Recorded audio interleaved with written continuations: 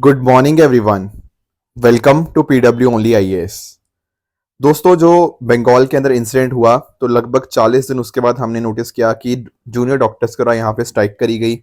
अब यहाँ पर फाइनली डॉक्टर्स ने ये बोल दिया है कि वो अपनी स्ट्राइक को ख़त्म कर रहे हैं। एक्चुअली में सरकार के द्वारा कुछ रिफॉर्म्स यहाँ पे लिस्ट डाउन करे गए हैं, जैसे for example centralised helpline number हो गया, पैनिक अलर्ट सिस्टम। इसके साथ साथ जो सेफ्टी होगी यहाँ पर वो बढ़ाई जाएगी इन हॉस्पिटल्स के अंदर। तो ये सब पॉइंटर्स हमें यहाँ पे देखने को मिलते हैं एंड अकॉर्डिंगली कल यानी सैटरडे से यहाँ पर जो रेजिडेंट डॉक्टर्स होंगे वो इमरजेंसी सर्विसेज को यहाँ पे ज्वाइन कर जाएंगे। दोस्तों, डेट है आज की 20 सितंबर 2024 एंड आप सभी का स्वागत है आज के प्रीलिम बूस्टर न्यूज डिस्कशन के अंदर। स्टार्ट करते हैं अपने पहले टॉपिक से, अर्थ मिनी मून एस्ट्रॉयड 2024 PT5। अब आप पूछेंगे ये क्या मुद्दा है। देखो, आप लोग ना एस्ट्रॉयड्स के बारे में जानते होंगे, राइट। जब मैं बात करता हूं एस्ट्रॉयड्स की तो ये स्मॉल रॉकी या मेटल ऑब्जेक्ट्स होते हैं जो कि सन को ऑर्बिट करते हैं। थोड़ा मैं आपको और एक्सप्लेन करता हूं। अगर आप इस पिक्चर को देख पा रहे होंगे, यहां पर आपको सन देखने को मिल जाएगा, फिर बाकी प्लैनेट्स आपका मरकरी, वीनस, अर्थ, मार्स, जुपिटर। इस तरह से आपको अलग अलग आगे फ्यूचर में भी आगे प्लैनेट्स देखने को मिलते हैं। अगर मैं बात करता हूँ ना एस्ट्रॉयड्स की, उनको अलग अलग क्लासेस के अंदर डिवाइड किया गया है। देखो, एक तो है ये वाली आपकी जो मेन एस्ट्रॉयड बेल्ट आपको देखने को मिलती है, राइट। ये आप लोगों ने पढ़ा हुआ है। ये मार्स और जुपिटर के बीच में आपको एक बहुत ही बड़ी एस्ट्रॉयड बेल्ट देखने को मिल जाती है। इसको क्या बोलते हैं? Main asteroid belt. इसके साथ ही साथ आपको ट्रोजन एस्ट्रॉयड भी देखने को मिलते हैं। ये दरअसल में ना ये किसी लार्जर प्लेनेट के ऑर्बिट को शेयर करते हैं, वो वाले ऑर्बिट होते हैं, जैसे आपका जुपिटर हो गया या नेपच्यून हो गया। इस तरह से उनको हम ट्रोजन एस्ट्रॉयड बोलते हैं। पर इसके अलावा भी कुछ एस्ट्रॉयड होते हैं जो हमारी धरती यानी कि अर्थ के पास में ऑर्बिट करते हैं या फिर अर्थ से क्लोज बाय ऑर्बिट पास करते हैं। कई ऐसे भी होते हैं जो अर्थ के ऑर्बिट को क्रॉस कर जाते हैं, उनको हम अर्थ क्रॉसर के नाम से जानते हैं। तो दरअसल में ना ऐसा ही हमें एक ऑर्बिट देखने को मिल रहा है, राइट, जो कि अभी यहाँ पे हमारे अर्थ को ऑर्बिट करेगा कुछ टाइम के लिए, सितंबर 25 से लेकर नवंबर 25 के बीच में। तो ये है क्या? 2024 PT5। ये एक स्मॉल एस्ट्रॉयड है जो कि अर्थ को टेम्पररी ऑर्बिट करे। जैसे मैंने आपको बताया भी, इसको मिनी मून के नाम से भी जाना जा रहा है, क्योंकि जैसे हमारा मून है सिमिलरली उसी तरह से ये थोड़े टाइम के लिए ऑपरेट करेगा। प्लस ये अकॉर्डिंगली अपने पाथ को चेंज करता है because of earth gravity and इस तरह से टेम्परेरी बेसिस के ऊपर अर्थ को ये ऑर्बिट करेगा। कुछ और डिटेल्स की अगर मैं बात करूं ना, तो दरअसल में इसको 7 अगस्त 2024 को ही डिटेक्ट किया गया था बाय एटलस। एटलस क्या है? Asteroid territorial impact last alert system. इसके द्वारा यहाँ पे डिटेक्ट किया गया था। इसका ओरिजिन ऐसा बताया जाता है कि ये आपके जो अर्जुना एस्ट्रॉयड बेल्ट है वहां से ये ओरिजिनेट हुआ है। आप पूछेंगे सर ये अर्जुना एस्ट्रॉयड बेल्ट क्या है? देखो, दरअसल में ना हमारी अलग अलग बेल्ट्स के अंदर डिवाइडेड है। अगर मैं बात करूं तो यहाँ पर एक ऐसी बेल्ट जो कि कहीं ना कहीं अर्थ को ही मैच करती है, जिस तरह से उसके आपका मूवमेंट होता है आपका अर्थ का सन के क्रॉस, उसी को यहाँ पे मैच करने वाले ऑर्बिट को हम अर्जुना एस्ट्रॉयड बेल्ट बोल देते हैं। इसके अंदर आपके स्पेस रॉक्स आपको देखने को मिल जाती हैं। Plus at the same time ऐसा भी बताया जा रहा है कि ये वापस आएगा जनवरी 2025 और 2055 के अंदर। अब इसकी सिग्निफिकेंस क्या है? देखो, बहुत ये पास से गुजरेगा तो कहीं ना कहीं उनको हमें स्टडी करना, बिहेवियर उनका समझना, बहुत सारी चीज़ों के अंदर हमारी मदद मिलेगी। Plus at the same time इसका अर्थ के ऊपर क्या इम्पैक्ट हो सकता है या फिर फ्यूचर में कब इनकाउंटर्स और हो सकते हैं, ये सारी चीज़ें अंडरस्टैंड करने के अंदर हमें ये मदद मिलेगी। बाकी आप एस्ट्रॉयड्स के बारे में जानते होंगे, ये प्लैनेट्स या कॉमेट्स नहीं होते डेफिनेटली। प्लस इनके अलग अलग टाइप्स होती हैं, जैसे आप नोटिस कर पाओगे, एक हो गया सी टाइप हो गया जो कि कार्बोनिशियस यानी कि कार्बन से बने होते हैं। एम टाइप वाले आपके किसी मेटल से बने होते हैं। एस टाइप वाले आपके मोस्टली आपके जो सिलिकेट मटेरियल्स होते हैं उनसे बने होते हैं। और एस टाइप छोटे भी हो सकते हैं, बड़े भी हो सकते हैं, ठीक है ना।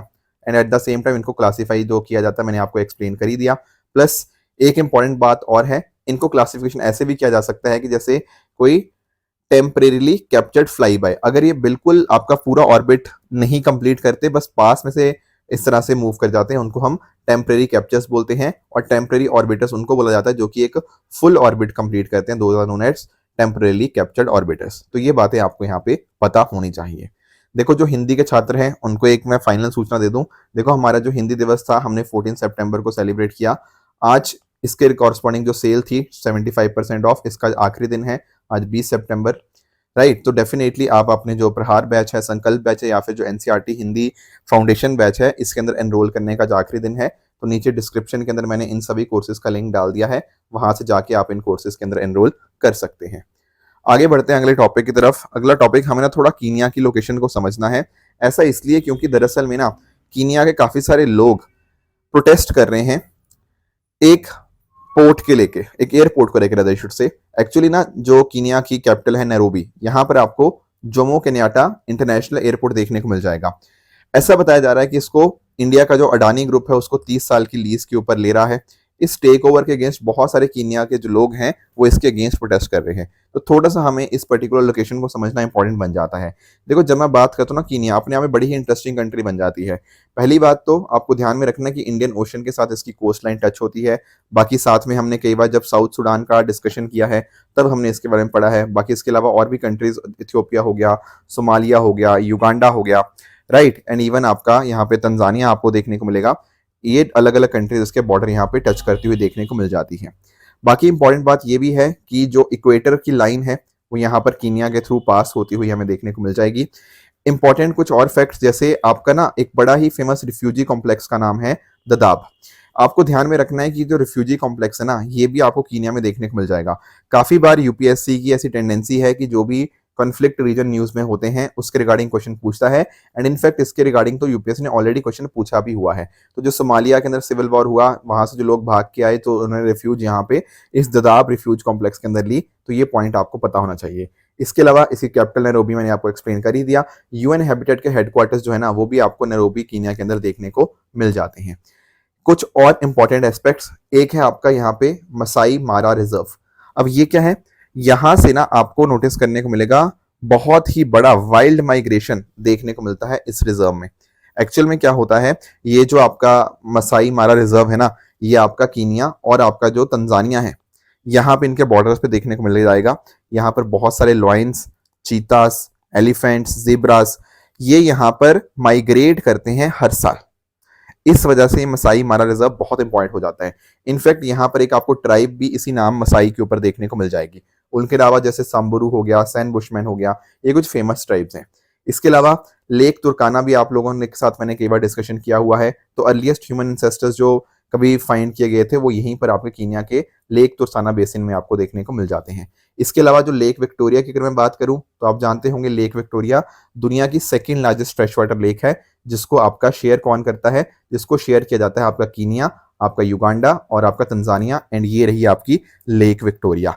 जब हमने नाइल रिवर का डिस्कशन किया था ना, तो मैंने आपको एक्सप्लेन भी किया था कि जो देखो जो व्हाइट नाइल रिवर है ना, उसका सोर्स और कुछ नहीं बल्कि आपका लेक विक्टोरिया ही है, जो तंजानिया, युगांडा और कीनिया जिसको शेयर करते हैं।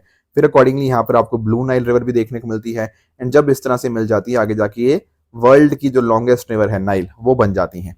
इंपॉर्टेंट बात हमें ये भी डिस्कशन करी हुई है कि यहाँ पर इथियोपिया के अंदर ही आपको एक डैम देखने को मिलता है जिसका नाम है grand Ethiopian Renaissance dam, right, and accordingly Egypt और इथियोपिया के बीच में इसके ऊपर कॉन्फ्लिक्ट भी होता है कि पानी का शेयरिंग कैसे होगी। तो ये कुछ पॉइंटर्स थे जो हमें यहाँ पे अच्छे से जानने चाहिए थे। आगे बढ़ते हैं, अगला टॉपिक हमारा है ईएलआई स्कीम के बारे में, एम्प्लॉयमेंट लिंक्ड इंसेंटिव स्कीम।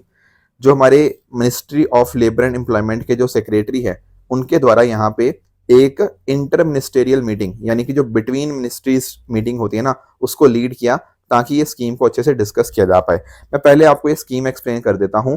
देखो, दरअसल में क्या है ना, इस बार के बजट के अंदर यहाँ पर इनका जिक्र हुआ। बेसिकली जो अभी जो बजट आया ना, अभी 1-2 महीना पहले, उसके अंदर ये डिस्कशन हुआ।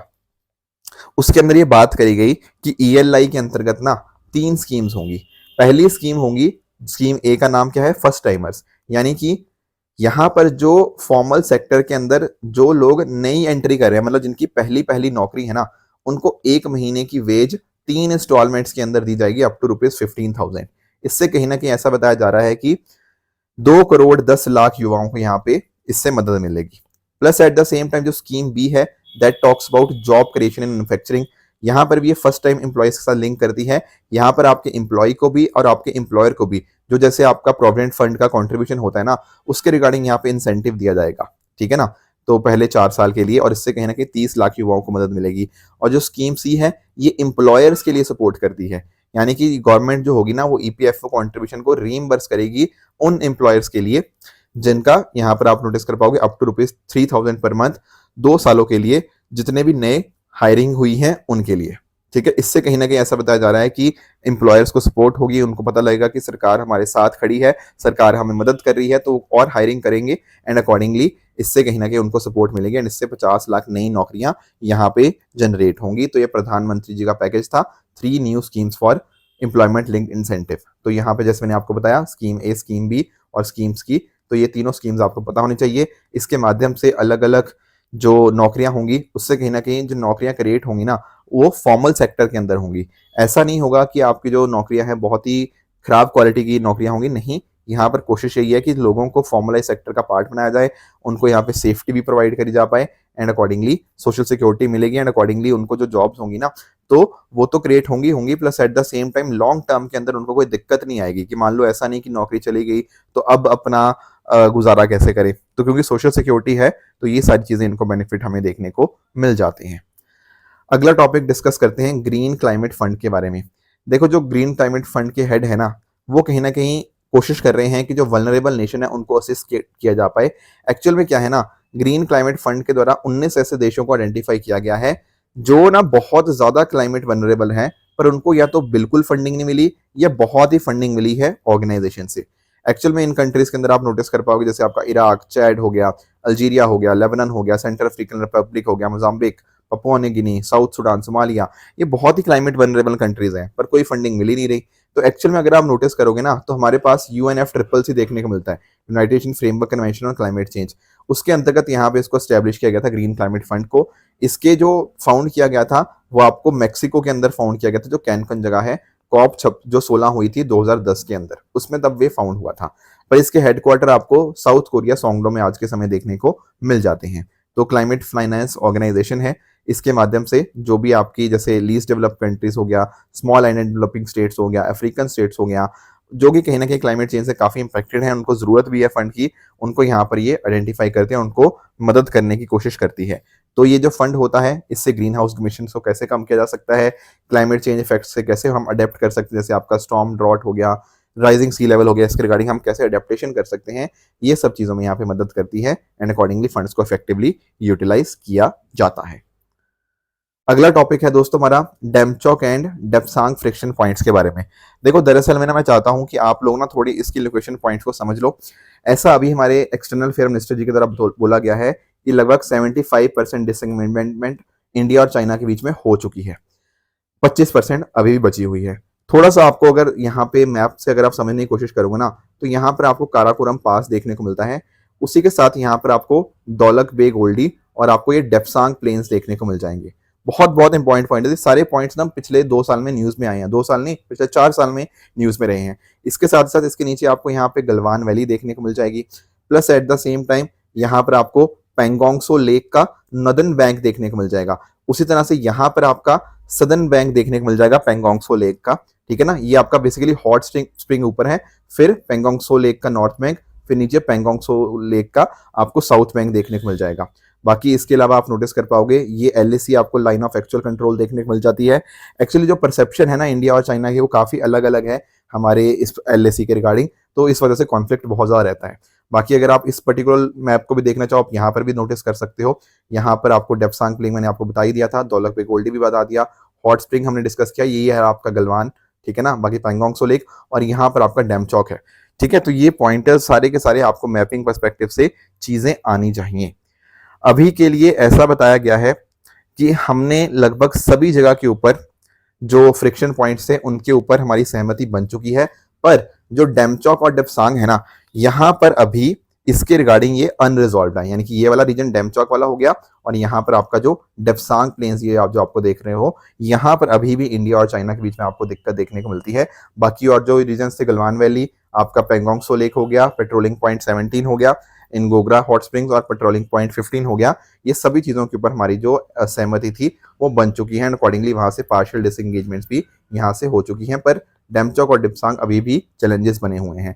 देखो पिछले कुछ सालों में भारत ने भी और चाइना ने भी, दोनों ने बहुत ज्यादा अपना इंफ्रास्ट्रक्चर डेवलप करने की कोशिश करी है एंड यहाँ पर मिलिट्री प्रेजेंस भी काफी ज्यादा बढ़ा दी है, जिस वजह से टेंशंस काफी ज्यादा हाई हमें यहाँ पे देखने को मिलती हैं। पर अच्छी बात यह है कि यहाँ पे डी एस्केलेशन करी गई है।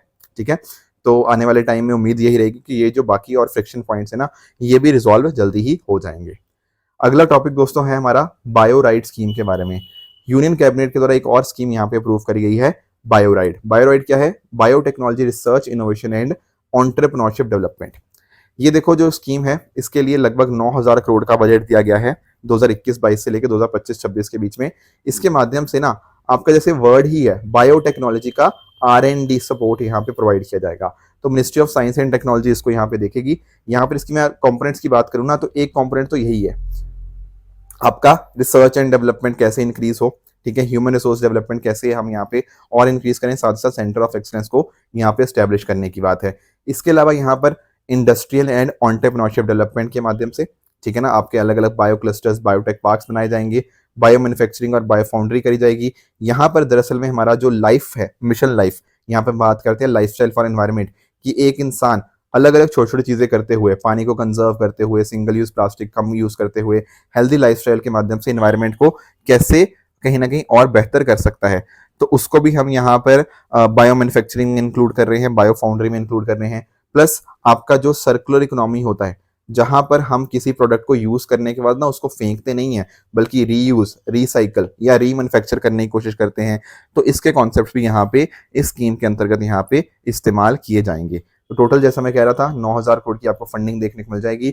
यहाँ पर आपके जो बायो एंटरप्रेन्योरशिप को भी प्रमोट किया जाएगा, सीड फंडिंग वगैरह प्रोवाइड करी जाएगी कुछ स्टार्टअप्स वगैरह को, ताकि उनको मदद करी जा पाए, उनको मेंटरशिप हो गया, कुछ उनको इंक्यूबेशन सेंटर्स की मदद दी जाएगी ताकि वो अपने प्रोडक्ट को यहाँ पे चेक कर पाए। Plus industry academia collaboration increase होगा, ठीक है। साथ ही साथ आप नोटिस कर पाओगे R&D के लिए ग्रांट्स एंड इंसेंटिव्स मिलेंगे, एंड इस हिसाब से हम अपनी जो अच्छी बायो मैन्युफैक्चरिंग प्रैक्टिसेस है ना, उनको हम यहाँ पे इस्तेमाल कर पाएंगे। और भारत के जो गोल्स हैं, जैसे 2070 तक हम नेट कार्बन न्यूट्रल बनना चाहते हैं, तो वो भी हम अच्छे से अचीव कर पाएंगे। तो ये बायो राइट स्कीम के बारे में चीजें आपको पता होनी चाहिए। अब आ जाते हैं अपने MCQs की तरफ। यहाँ पर पहला जो आपका MCQ है वो सेबी के रिगार्डिंग है। सेबी बहुत ज़्यादा न्यूज़ में रहता है, ठीक है, अभी तो रिसेंटली स्ट्राइक के रिगार्डिंग न्यूज़ में रहा। उसके अलावा जो माधवीपुरी बुच जी हैं, उनके रिगार्डिंग बहुत सारे एलिगेशंस काफ़ी लंबे टाइम से चल ही रहे हैं। तो इस वजह से सेबी के बारे में कुछ पॉइंटर्स हैं, तो बताइएगा सही आंसर क्या होगा। दूसरा आपका होमवर्क रहेगा एलिफेंट्स के बारे में। ऐसा एक क्वेश्चन यूपीएससी ने ना 2020 के प्रीलिम्स से पूछा था, तो उसी की लाइंस के ऊपर आपको एक क्वेश्चन देखने को मिल जाएगा। तो इसको भी आप ट्राई कीजिएगा, मुझे आंसर आप बता सकते हो उसका सही क्या होगा। कल मैंने आपको यूनाइटेड नेशन सिक्योरिटी काउंसिल के बारे में एक चीज पूछी थी। देखो ध्यान से अगर आप पढ़ोगे ना, पहली बात तो आप ये जानते होंगे कि जब मैं बात करता हूँ यूएन सिक्योरिटी काउंसिल की, तो इसमें एक तो आपके 5 परमानेंट मेंबर हो गया और 10 होते हैं आपके नॉन परमानेंट मेंबर। बिल्कुल सही बात है। 5 परमानेंट मेंबर्स के नाम आप जानते होंगे, आपका चाइना हो गया, आपका यूएसए हो गया, आपका यूके हो गया, रशिया हो गया और आपका फ्रांस। इन 5 परमानेंट मेंबर्स के पास आपके वीटो पावर हमें देखने को मिल जाती है। बिल्कुल ठीक बात है। और जो बाकी के 10 नॉन परमानेंट मेंबर होते हैं ना, यहाँ पर पता क्या होता है, हर साल 5 मेंबर्स के लिए हमें इलेक्शंस देखने को मिलते हैं, वोटिंग देखने को मिलती है। यानी कि हर साल पता क्या होता है, 5 नॉन परमानेंट मेंबर्स को इलेक्ट किया जाता है 2 साल के लिए। Getting the point. फिर अगले साल इसी तरह से 5 नए मेंबर्स को चूज किया जाएगा 2 साल के लिए। तो इस तरह से टोटल 10 हमें आपके नॉन परमानेंट मेंबर्स देखने को मिल जाते हैं, पर हर साल 5-5 इस तरह से इलेक्ट किए जाते हैं। तो ये पहला जो बात कह रहा है बिल्कुल ठीक है। दूसरा कह रहा है जो नॉन परमानेंट मेंबर्स होते हैं ना, वो इमीडिएट री इलेक्शन के लिए एलिजिबल नहीं होते। बिल्कुल ठीक बात है। जैसे मैं आपको एग्जाम्पल देता हूँ, भारत का जो पिछली बार टेन्योर था ना, वो 2021-2022 था, ठीक है। अब जैसे ये 2022 का टेन्योर खत्म हुआ, ऐसा नहीं है कि 2023-24 भी इंडिया के लिए टेन्योर हो जाएगा, नहीं, that can not be possible. पता है क्यों? हम चाहते हैं कि अलग अलग कंट्रीज को अलग अलग ज्योग्राफिकल डिस्ट्रीब्यूशन के अंदर यहाँ पर उनको रिप्रेजेंटेशन मिलना चाहिए। इसीलिए ये प्रावधान डाला गया है कि इमीडिएट री इलेक्शन के लिए वो एलिजिबल नहीं होंगे। तो ये बात भी अपने आप में करेक्ट है। तीसरा कह रहा है जो काउंसिल की प्रेसिडेंसी है वो रोटेट करती रहती है अमंग इट्स परमानेंट मेंबर। ऐसा नहीं है, यहाँ पर जो प्रेसिडेंटशिप होगी यूएन सिक्योरिटी काउंसिल की, वो आपके परमानेंट के साथ साथ आपके नॉन परमानेंट मेंबरशिप में भी जाती है। भारत भी इसका प्रेसिडेंट रहा था बीच में अगस्त 2021 और एक टाइम आई थिंक दिसंबर 2022 ऐसे कुछ रहा था, ठीक है ना। तो ये वाली बात जो कह रहा है कि सिर्फ और सिर्फ परमानेंट मेंबर्स के बीच में रहती है, नहीं, परमानेंट के साथ साथ नॉन परमानेंट मेंबर दोनों के बीच में इस तरह से रोटेट होती रहती है। तो पहले 2 स्टेटमेंट्स यहाँ पे करेक्ट थे। दूसरा मैंने आपको होमवर्क दिया था बायो फोर्टिफिकेशन की रिगार्डिंग। पहला कह रहा है कि बायो फोर्टिफिकेशन के माध्यम से डेफिनेटली आपकी फूड क्रॉप्स की जो न्यूट्रिशनल क्वालिटी है उसको हम बढ़ा रहे हैं। देखो मीनिंग क्या होता है, फोर्टिफिकेशन का मतलब क्या होता है, कहीं ना कहीं आपकी जो क्रॉप है उसकी क्वालिटी को बढ़ाना, उसके अंदर कोई अच्छे न्यूट्रिएंट्स वगैरह डालने होते हैं वो डालना। जैसे अगर मैं बात करूं गोल्डन राइस के अंदर पता क्या किया जाता है, गोल्डन राइस के अंदर आपका विटामिन ए ऐड कर दिया जाता है। अब इससे क्या होता है, जब आप गोल्डन राइस को खाते हो, कहीं ना कहीं आपकी बॉडी को अकॉर्डिंगली विटामिन ए भी अच्छे से मिल जाता है। तो ये थर्ड स्टेटमेंट जो कह रहा है ना, गलत कह रहा है। आयरन कंटेंट नहीं बल्कि विटामिन ए को यहाँ पे एनहेंस किया जाता है। तो पहला भी ठीक है, बट तीसरा आपका गलत था। आपके दूसरे स्टेटमेंट की अगर मैं बात करूं तो यहाँ पे आप नोटिस कर पाओगे, इससे कहीं ना कहीं माइक्रोन्यूट्रिएंट डेफिशिएंसी को आप टैकल कर सकते हो, ये बात करेक्ट है। तो पहले दो यहाँ पर भी करेक्ट है और तीसरा यहाँ पे इनकरेक्ट हो जाएगा। बात करें दोस्तों ट्रू फॉल्स की, तो ये कुछ स्टेटमेंट्स है, 5 स्टेटमेंट्स हैं, इनका आंसर आप मुझे कमेंट्स में बताओगे इनमें से कौन सा ठीक है आपके हिसाब से एंड कौन सा गलत है। कल जो मैंने आपको होमवर्क दिया था, एक था करम पर्व के बारे में, तो हमने नोटिस किया था कि पंजाब के अंदर नहीं बल्कि जैसे आपका झारखंड हो गया, वेस्ट बंगाल हो गया, मध्य प्रदेश हो गया, बिहार, छत्तीसगढ़, असम, उड़ीसा, इन कुछ स्टेट्स के अंदर आपके जो ट्राइबल पीपल हैं उनके द्वारा यहाँ पे ये पर्व मनाया जाता है। तो ये फर्स्ट स्टेटमेंट आपका इनकरेक्ट है। रापा न्यूई जो ईस्टर आइलैंड की बात करें तो दरअसल में ये आपका इंडियन ओशन नहीं बल्कि हमने डिस्कस किया था एक रिमोट आइलैंड आपको पैसिफिक ओशन के अंदर देखने को मिलेगा। तो ये सेकंड भी आपका इनकरेक्ट हो गया। विंडफॉल टैक्स हमने डिस्कस किया था, ये क्या होता है, अनएक्सपेक्टेड गेन के ऊपर लगाया जाने वाला टैक्स। बिल्कुल, तो आपके जो अगर आप अबव एवरेज प्रॉफिट या फिर अनएक्सपेक्टेड प्रॉफिट्स आपको मिले हैं उस केस के ऊपर जो सरकार टैक्स लगाती है उसी को ही हम यहाँ पे विंडफॉल गेन टैक्स बोलते हैं। बात करें दोस्तों री इन्वेस्ट की, तो री इन्वेस्ट के अंदर हमने डिस्कस किया था कि मिनिस्ट्री ऑफ फाइनेंस नहीं बल्कि ministry of new and renewable energy जो होती है ना, वो यहाँ पे इसको मैनेज करती है। तो ये स्टेटमेंट भी आपका इनकरेक्ट हो जाएगा। बात करें आखिरी में आपके एशियाटिक चीता की, तो एशियाटिक चीता और अफ्रीकन चीता में आपको मैंने अंतर एक्सप्लेन किया था। IUCN स्टेटस एशियाटिक चीता का क्या था, क्रिटिकली एंडेंजर्ड था। याद करो मैंने डिस्कस किया था कि किस तरह से ईरान के अंदर ही बस बचे हुए हैं एंड उनकी जो संख्या है वो अपने आप में बहुत ही ज्यादा कम हो चुकी है। तो यहाँ से भी आप एक आइडिया लगा सकते थे कि सर एशियाटिक चीता का जो IUCN स्टेटस होगा वो क्रिटिकली एंडेंजर्ड होगा। तो ये आखिरी स्टेटमेंट भी आपका यहाँ पे गलत हो जाएगा। ठीक है दोस्तों, ये थी आज की डिस्कशन। इसी तरह से आप भी अपने एंड पे हार्ड वर्क करते रहिए। Thank you so much for joining, all the very best.